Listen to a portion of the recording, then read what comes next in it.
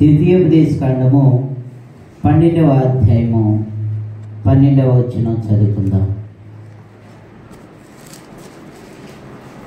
కొంచెం చదివి సహాయం చేయండి.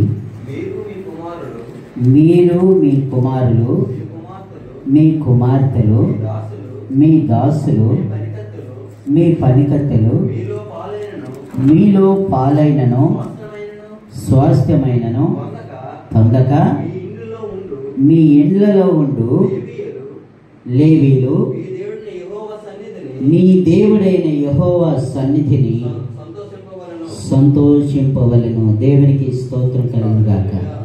మనం చదువుకున్నటువంటి ఈ వాక్య భాగంలో ఇశ్రాయేల్ ప్రజలు ఐగుప్తు నుండి బానిసత్వంలో ఉన్నప్పుడు దేవుడు దైవజనుడైనటువంటి మోషేను ఏర్పాటు చేసుకొని నాయకుడిగాను యాజకుడిగాను మరి ఆయనను అభిషేకించి దాదాపు పురుషులు మాత్రమే 6 లక్షల కాల్మలం ఉన్నటువంటి మరి వారి కుటుంబాలతో ఉన్నటువంటి వాళ్ళందరినీ కౌంట్ చేస్తే దాదాపు మరి 30 లక్షలకు పైగా సుమారుగా ఉన్నట్లుగా చరిత్ర ఆధారాలు మనం చూస్తాం. అంతమందిని పసిపిల్లలు, యవనస్తులు, నడవలేని వృద్ధులు, మోసుకుపోబడుతున్నటువంటి వాళ్ళందరినీ మరి దేవుడు ఎంత అద్భుతం చేశాడంటే అవసరమైనప్పుడు ఆకలి తీర్చాడు, దాహము తీర్చాడు, సముద్రాలు దాటించాడు, రాజ్యాలను జయించినట్లు బలపరిచి నడిపించాడు. అంత కార్యములు చేస్తున్నప్పటికీ కూడా ప్రజలలో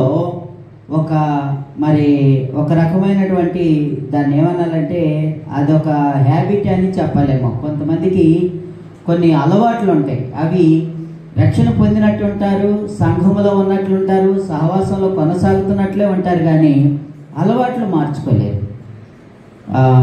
నేను మరి ఒక ప్రాంతానికి ఒక ఆదివారం ఒక సంఘానికి వెళ్ళినప్పుడు ఒక యవనస్తుడు సాక్ష్యం చెప్తున్నాడు.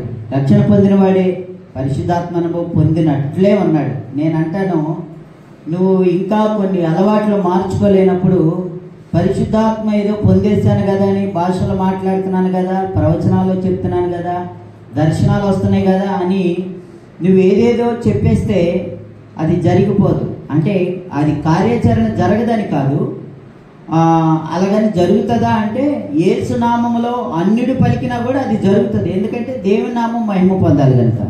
ఇక్కడ విషయం ఏంటంటే వ్యక్తిగతమైనటువంటి విషయాన్ని, వ్యక్తిగత జీవితాన్ని మరి సరి చేసుకొని దేవుని రాజ్యానికి యోగ్యులముగా సిద్ధపడవలసిన అవసరం ఎంతైనా ఉంది. ఒక సందర్భంలో యేసు ప్రభువు తన శిష్యులతో అంటాడు, అయ్యా, నీ రాజ్యంలో నీ కుడి ప్రక్కన నీ ఎడమ ప్రక్కన కూర్చోడానికి మేమంటామా అనేటువంటి ఎప్పుడు ఆ దినము అని వాళ్ళు ఏదో వాళ్ళకి వచ్చినటువంటి అనుమానం గురించి మాట్లాడుతూ ఉంటే యేసు ప్రభువు ఆ మాట అంటారు, మీరు నా నామమున దెయ్యములు వెళ్ళగొట్టామనో ప్రవచనాలు చెప్పామనో ఏదో చెప్పవచ్చేమో కానీ మరి నాతో ఉండునట్లు విషయం మాత్రం అది దేవుని చిత్తమై ఉన్నది. కనుక ఆ దినాన్నంట మీరెవరో నాకు తెలీదు అనేటువంటి ఒక దౌర్భాగ్యమైనటువంటి సాక్ష్యం కలిగి ఉండవచ్చు అనేటువంటి విషయాన్ని యేసు ప్రభువారు వాళ్ళకు మరొకసారి మేల్కొల్పుతూ ఉంటారు. కనుక నేనేం జ్ఞాపకం చేస్తున్నానంటే దేవుని సన్నిధిలో మరి దేవుడు ఒక సహవాసముగా సంఘములో ఒక వ్యక్తిగా మనల్ని ఏర్పాటు చేసుకున్నప్పుడు మరి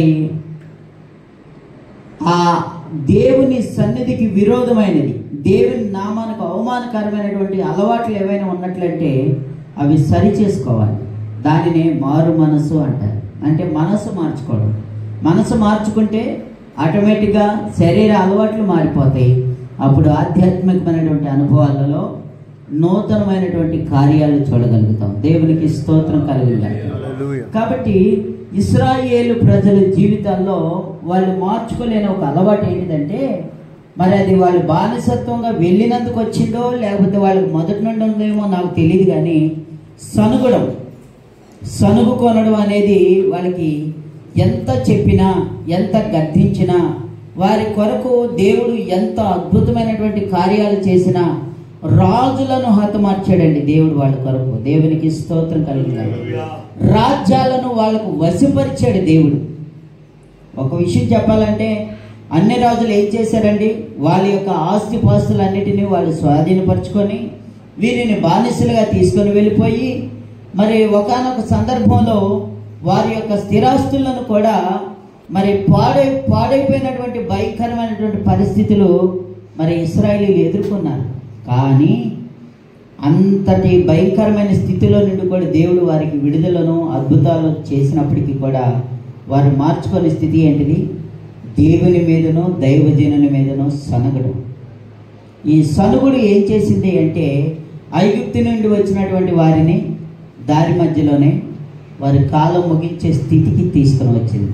అద్భుతం ఏంటంటే ఆ జనరేషను ఐగుప్తు వాగ్దాన దేశంలో అడుగు పెట్టలేకపోయినప్పటికీ ఆ మార్గంలోనే ఆ 40 సంవత్సరముల యాత్రలోనే వారికి పుట్టినటువంటి సంతానపు వారైనటువంటి కొత్త జనరేషన్ వాగ్దాన దేశంలో అడుగుపెట్టినట్లు దేవుడు కృపనిచ్చాడు. దేవునికి స్తోత్రం కనుక అందుకే ఈ ద్వితీయోపదేశకాండం అంతట్లో మనం చూసినట్లయితే ఆల్రెడీ దేవుడు నిర్గమకాండము, లేవీకాండము, సంఖ్యాకాండములో ఏదైతే దైవజనుడైనటువంటి మోషేకిని అహరోనికిని తన ప్రజలైనటువంటి వారికి ఏదైతే దేవుడు బయలుపరిచాడో ఆ విషయంలో వాళ్ళు సరి చేసుకోలేనటువంటి స్థితిలో ఉన్నారు కనుక ఆ నెక్స్ట్ జనరేషన్కి వాళ్ళు సంసిద్ధులుగాను దేవుని దృష్టికి అనుకూలమైనటువంటి వారిగా దేవుని రాజ్యముగా వాళ్ళు కట్టబడాలన్నటువంటి ఒక ఉద్దేశంతో దేవుడు చెప్పేటువంటి ఒక మాట ఏంటంటే మనం చదువుకున్నటువంటి ఆ మాట.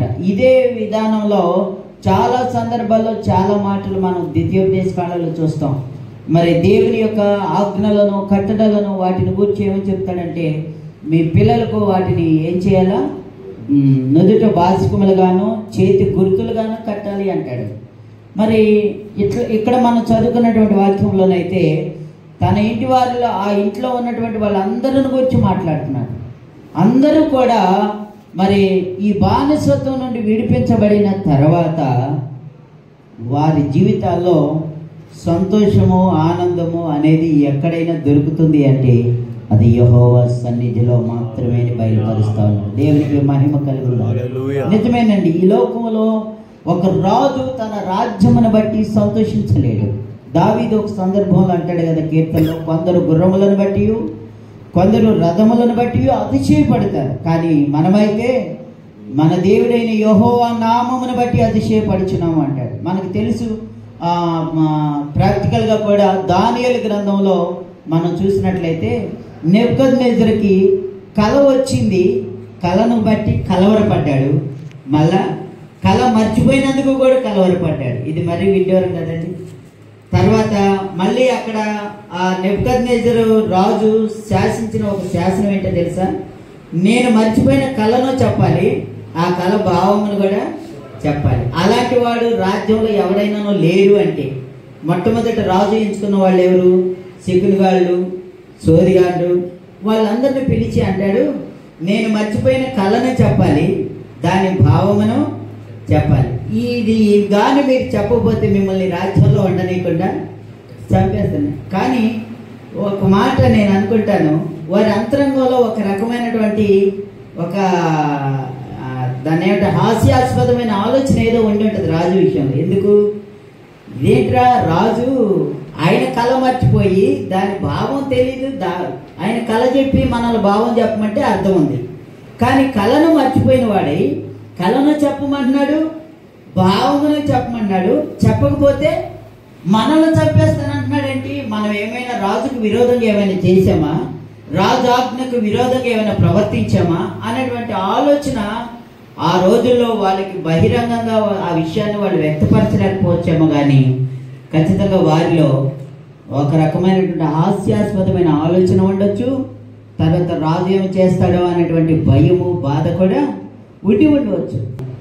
దేవుని సేవకులారా, నేను హెచ్చరిక రూపంలో చెప్పడానికి ఎవరికి చాలను, కానీ పరిశుద్ధాత్మ దేవుని ప్రేరణలను జ్ఞాపకం చేస్తున్న సంగతి ఏంటంటే మన సంతోషము, మన సంతృప్తి దేవుని పిలుపులో, దేవుని సహవాసములో మనం కలిగి ఉండగలిగితే పరిస్థితులన్నిటినీ మన పక్షంగా మన ప్రభువే మనకు జయమిస్తాడు. దేవునికి స్తోత్రం కలుగు. వాటన్నిటిని జయించుకోగలిగినట్లు తగిన జ్ఞానమునిచ్చి మన పక్షముగా ఆయన యుద్ధము చేసి ఆయన సమాధానం ఇచ్చేవాడే ఉన్నాడు. ఇక్కడ రెండు విషయాలు ఉన్నాయి. ఆయన చిత్తమైతే సమాధానం ఇవ్వచ్చు. ఇందాక సహోదరులు చెప్పారు, ఆయన చిత్తమైతే సమాధానం ఇవ్వచ్చు, లేదంటే అడ్డమే లేకుండా చేయగలుగుతాడు. అది ఏదైనా మన నిర్ణయం కాదు. నేను నమ్ముతాను, మనం ఏడ్చి గగ్గోలు పెట్టి ప్రార్థన చేసి ప్రభువా ఈ ఆటంక శక్తులను నా ఎదుట లేకుండా చెయ్యి అంటే యేసు ప్రభువారు గెచ్చమల్లి చేసిన ప్రార్థన జ్ఞాపకం వస్తుంది. అయినను నా ఇష్టము ఏమో, దేవుడు వాడిని మనసు మార్చి నీ పరిచర్యకి కీలక పాత్రగా వాడుకోవచ్చు కదా. దేవునికి స్తోత్రం. కనుక ప్రభువా నీ చిత్తానికి అప్పగిస్తున్నాను, నీ చేతికి అప్పగిస్తున్నాను. నీ ప్రజల పక్షంగా నువ్వు ఎన్నో అద్భుతాలు చేసిన వాడివి, రాజ్యాలను జయించినట్లు చేసిన వాడివి, రాజులను లోపరిచినట్లు చేసినటువంటి వాడివి. మనకందరికీ తెలుసు దేవుని వాక్యంలో మరొక విషయం, యెరూషలేము కట్టడానికి కూడా కొన్ని సందర్భాలు దేవుడు అన్య రాజులను కూడా వాడుకున్నాడు. Praise the lord. నెహెమ్యా ఉద్యోగం చేసినటువంటి ఆ దినాల్లో యెరూషలేము ప్రాకారం కట్టబడాలనేటువంటి ఒక వార్త ఆయన దృష్టికి వచ్చినప్పుడు ఆయన చేసిన పని ఏంటి? ఉపవాసం ఉండి ప్రార్థన చేశాడు. నేను ఎలాగా రాజుతో మాట్లాడాలి, నాకు ఇక్కడ సెలవు దొరికితేనే కదా నేను ఇక్కడి నుంచి వెళ్ళగలను. ఉపవాసం ఉండి ప్రార్థన చేశాడు, మొదటి విషయం. రెండో విషయం, నేను వెళ్ళి ప్రజల నాయకులతో నేను కలవాలి. దేవుని ప్రజలని, ఇశ్రాయేలు ప్రజల నాయకులతో నేను సంప్రదించాలి. వాళ్ళందరూ ఏకీభవిస్తేనే కదా దేవుని పని జరుగుతుంది. ఒకటి. రెండవది. మూడవది, నా మాటకి చిన్నలేమి, యవనులేమి, పెద్దలేమి, వృద్ధులేమి అందరూ ఏకీభవించినట్లు దేవుడు చేయగలగాలి. ఈ 4 అంశాలు పెట్టుకొని నెహెమ్యా ఉద్యోగంలో ఉండగానే ప్రార్థనలో గడిపాడు. నెహెమ్యా వెళుతుండగానే ఆటంకములు ఒకవైపు వస్తా ఉన్నాయి, అనుకూలమైనటువంటి పరిస్థితులను కూడా దేవుడు సమకూరుస్తూ వచ్చాడు.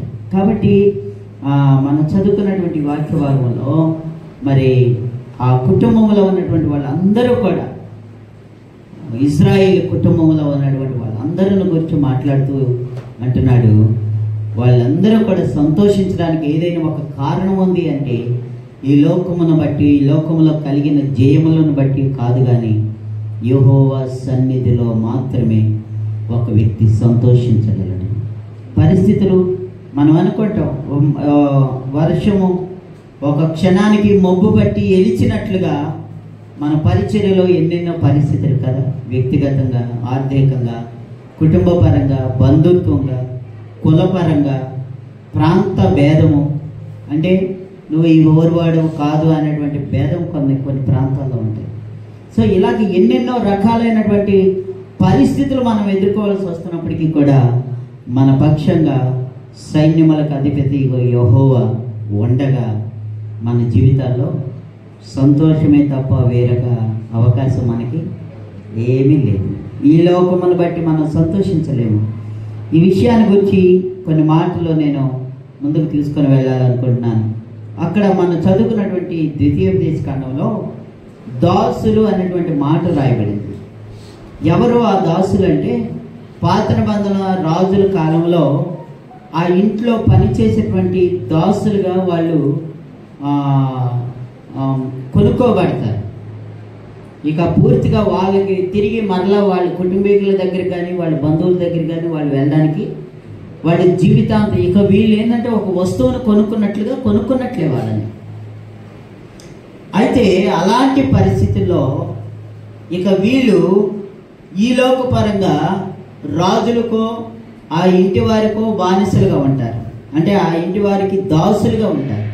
కానీ కొంతకాలానికి దేవుడు, ఆ ప్రార్థన బంధన కాలంలోనే దేవుడు తన ప్రజలైనటువంటి వారికి ఏం బయలుపరుస్తూ వచ్చాడంటే, నా విశ్రాంతి దినాన్న నీ ఇంట్లో దాసులు సహితము, నీ ఇంట దాసుల సహితము ఏం చేయాలంటే ఉపవాసం ఉండి ఆయన సన్నిధిలో ఉండాలి. Praise the lord. హల్లెలూయా. వాళ్ళు ఒకవేళ ఉదాహరణకి హాగరు ఉంది, హాగరు ఐగుప్తిరాలు. ఆమె ఇశ్రాయేలు గోత్రానికి సంబంధించిన వ్యక్తి కాదు. ఇశ్రాయేలు ప్రజల దేవుణ్ణి ఆరాధించవలసినటువంటి అవసరత ఆమెకు లేదు. బానిసగా వచ్చింది, ఆ ఇంట్లో బానిసగా ఆమె చేయాల్సిన పని చేయాలి, అంతవరకే. కానీ కొంతకాలానికి దేవుడు ఆయన ఆజ్ఞలు, ఆయన కట్టడల ప్రకారం ఆయన బయలుపరిచిన సంగతి ఏంటంటే, వాళ్ళు నీ ఇంటి వారా పొరుగువారా అనేది కాదు, కానీ నీ ఇంటి నుండి వారు ఎవరైనా సరే నా విశ్రాంతి దినమును ఆచరించవలసినదే, ఉపవాసం ఉండవలసిందే, పశువులు సైతము విశ్రాంతి దినాన్ని పాటించవలసినదే అనేటువంటి ఒక కట్టడిని దేవుడు వారికి నియమించాడు. కాబట్టి మనం చదువుకున్నటువంటి వాక్యంలో మరి ఈరోజు నేను వర్తమానం చెప్పడానికి సిద్ధపడుతున్నప్పుడు దేవుడు నా మనసులో పెట్టిన ముఖ్యమైన విషయం ఏంటంటే, మనుషులకు దాసులుగా ఉన్న వారిని మనుషులు తమకు ఇచ్చవచ్చినట్లు వాడుకుంటారు. మరి దేవుని దాసులను దేవునికి ఇష్టమైనట్లుగా వాడుకోవాలి కదా. మరి ఆయన వాడుకోవడానికి ఇష్టపడిన కొన్ని సందర్భాల్లో మనం ఆయనకు అనుకూలమైన రీతిలో పని చేయగలుగుతున్నామా లేదా ఆలోచన చేయవలసినటువంటి అవసరం ఉంది. కనుక అందుకే దేవుడు యేసు ప్రభువారు కూడా మనల్ని ఎప్పుడు కూడా మనకు మనంగా దాసులుగా అప్పగించుకోవాల్సిందే తప్ప ఆయన మనల్ని ఎప్పుడు దాసులుగానో బానిసలుగా చూడలేదు. మనం ఎవరమని చెప్తున్నాడు? స్వతంత్రులము, ఆయన కుమారులము అని చెప్తున్నాడు దేవుని వాక్యంలో చాలా సందర్భాలు. సమయం లేక నేను ఎక్కువ చెప్పడానికి ఇష్టపడట్లేదు, కానీ మనం జ్ఞాపకం చేసుకోవాల్సినటువంటి ఒక సంగతి.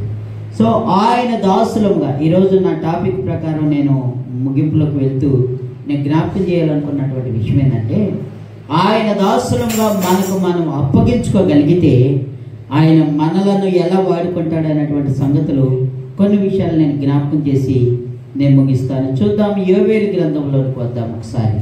యోవేలు గ్రంథం 2:28 వచ్చినట్లయితే అక్కడ ఏమని ఉంటుందంటే, తర్వాత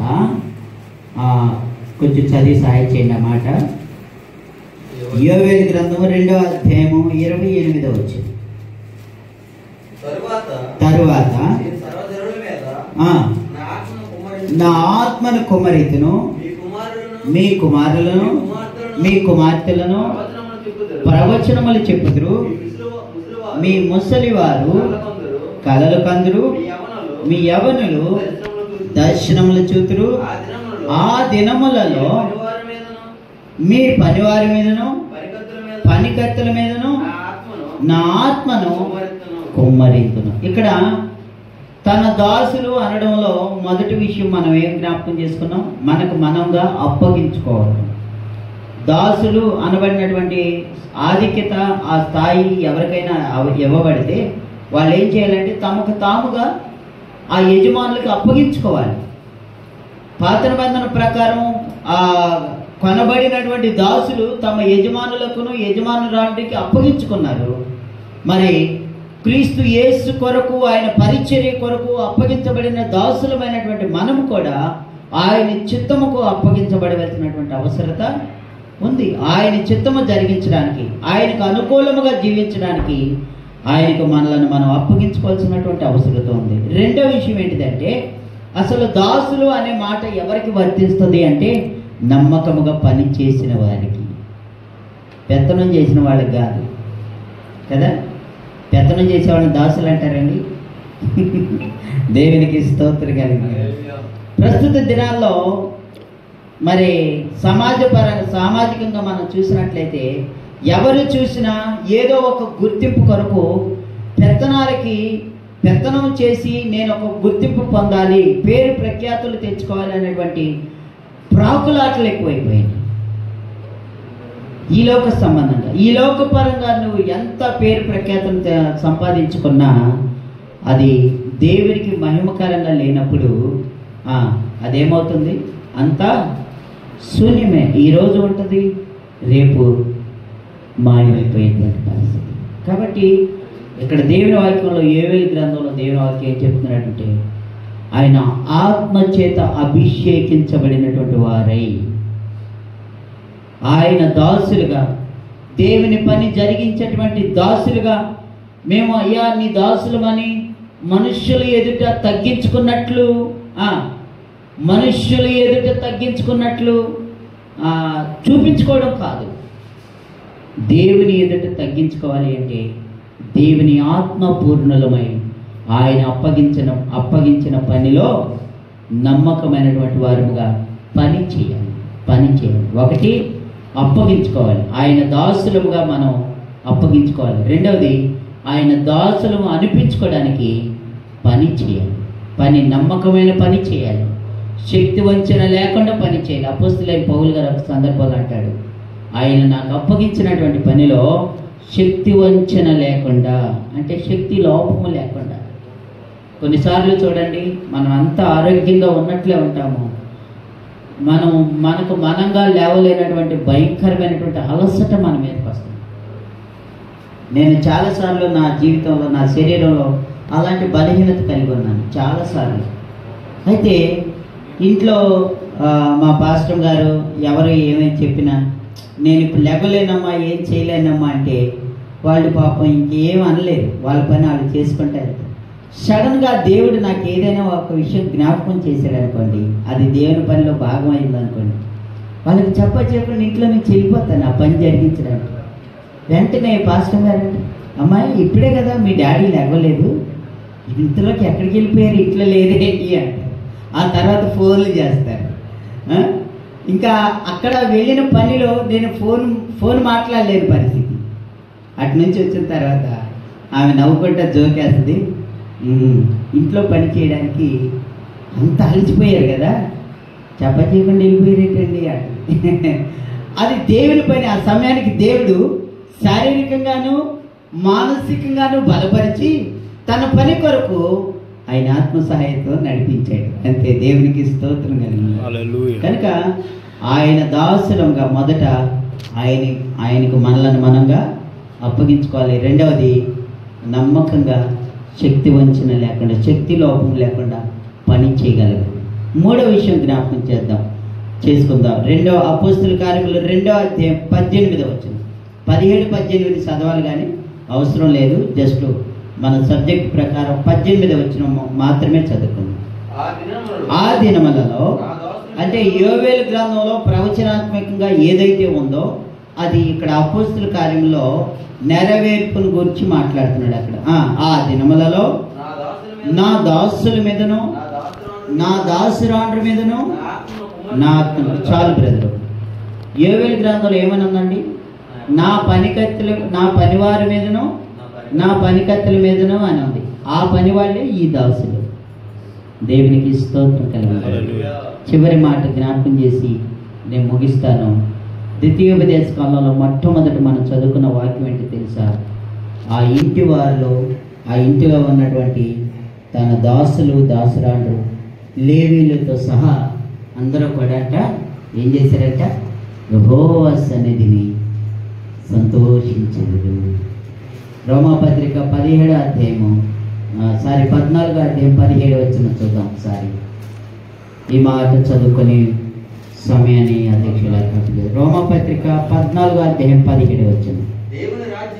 దేవుని రాజ్యము భోజనమును పానమును కాదు కానీ నీతియు సమాధానమును పరిశుద్ధాత్మ యందలి ఆనందమునై ఉంది. కనుక ఒక ఇంటి వారు, దేవుని తోటలో పనేవారు, దేవుని సన్నిధిలో సహవసించేటువంటి వాళ్ళు ఎవరైనా సరే, వాళ్ళు ఇంటిలో స్వతంత్రులే కానీ లేకపోతే దాసులుగా ఉన్నవాళ్లే కానీ వాళ్ళు ఎవరైనా సరే యెహోవా సన్నిధిని సంతోషించేటువంటి వారిగా ఉండాలి. రెండవది ఆయన దాసులుగా ఆయన సన్నిధిలో అప్పగించబడినటువంటి పనిని నమ్మకముగా శక్తి లోపము లేకుండా చేయగలిగిన వారిగా ఉండాలి. అప్పుడే చూడండి, ఒక వ్యక్తికి ఒక పని అప్పగించబడినప్పుడు ఆ పని చక్కగా సక్రమంగా జరిగిందనుకోండి, పని చేయించుకున్న వాళ్ళు సంతోషిస్తారు, పని చేసిన వాళ్ళు కూడా సంతోషిస్తారు. విజయవంతంగా చేయగలిగేమన్నటువంటి ఒక సంతృప్తి వారిలో కలుగుతుంది. మరి దేవుని పని జరిగిస్తున్నప్పుడు మనం ఎంతవరకు సంతోషించగలుగుతున్నామో లేదో కానీ మన యజమానులు సంతోషించే విధంగా మరి ఆయన సంతోషపెడితే మనం కూడా ఆ సంతోషములో పాలివారమై ఉండగలుగుతాము. అట్టి కృపా దేవుడు ప్రభు మనకు అప్పగించిన పనిలో మనం పొందుదుముగాక. సమయించిన అధ్యక్షుడు మంచిది.